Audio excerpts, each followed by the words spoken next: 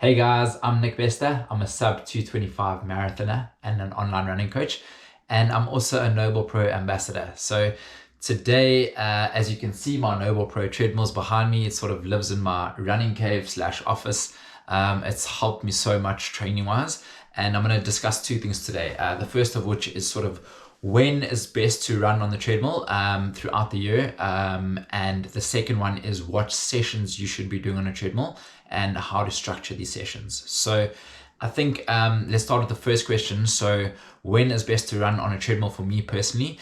So it's just nice from the point of view that I know I can always get through my session no matter what the weather. So occasionally there'll be a few icy weeks. I live in London, and if you're in the UK as well, it's started to get dark pretty early now. So I know that if there's not a well that's uprooted, or if I don't feel like running with the head torch on, I've got my treadmill right here, it's very, very handy. And occasionally, throughout summer, there's that crazy sort of heat wave where it's like too hot to go outside in London and do anything. And in that instance, I can nail my session here on the treadmill. So it really does help. Another big help for me is that I've got a little one at home, and actually when she sleeps, I have the baby monitor next to me, and I can get my run done while she's sleeping.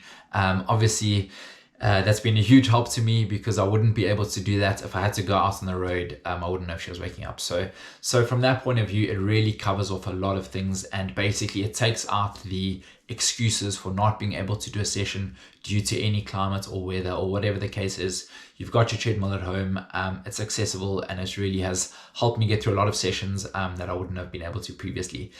Okay, now to the next question is how to best structure your sessions and what sort of sessions should you be doing on the treadmill. So that's a question I get quite a lot.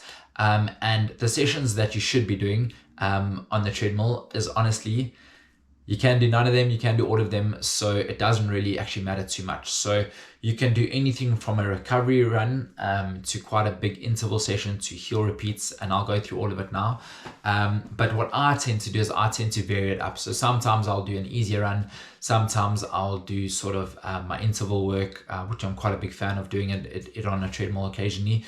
And then sometimes if it's really bad weather, like it's been icy in the past and dangerous to run outside, then I've done my long run on a treadmill. So it really varies and just depends on sort of what your mood is and what you feel you have a better strength for on the treadmill. So as far as recovery runs go, what I tend to do is I run with a heart rate monitor, and I try and not go above zone 2. So zone 2 heart rate is around 72% of your maximum heart rate. And the point of a recovery run is that it should feel easy and should be a recovery run. So whether you're in zone 2 or zone 1, whatever the case, if you're running and it's feeling like you're working a bit hard, well, then that's not a recovery run. The point of it is to just, deload and let your muscles recover actively while still burning calories. In that case, I tend to get quite a good playlist going, or I tend to watch something on my NoblePro, because obviously your heart rate's lower than usual, so your mind can wander a little bit more. And I just find a really good playlist or something good to watch on TV. Often I'll go onto YouTube and I'll watch something like the big half or a race highlights that's been there. It's really motivating, and you're quite comfortable on the treadmill the whole way. The next session often that I tend to recommend doing on a treadmill is intervals or track sessions. So the cool thing about the NoblePro is you can connect to Zwift, and Zwift have a whole lot of preloaded sessions. However, if you've got your own session, you can always build in your own session. So let's say you want to do something like 10 by 400 meter repeats on the treadmill.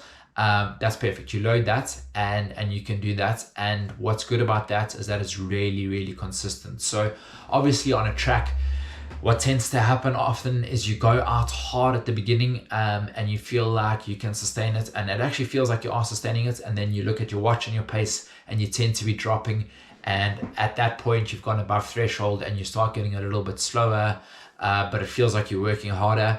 Whereas on the treadmill you can keep it super consistent. So let's say you want to do 10 times 400s at level 16 on the treadmill, which I think is 345 a kilometer pace. Then you set that and okay, cool, this is the pace I'm doing it.